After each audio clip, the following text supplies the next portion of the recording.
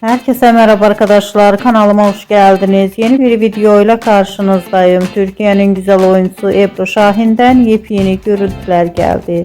Ben de bu muhteşem rengarenk güzel görüntüleri sizler için YouTube kanalımda video halinde sunuyorum.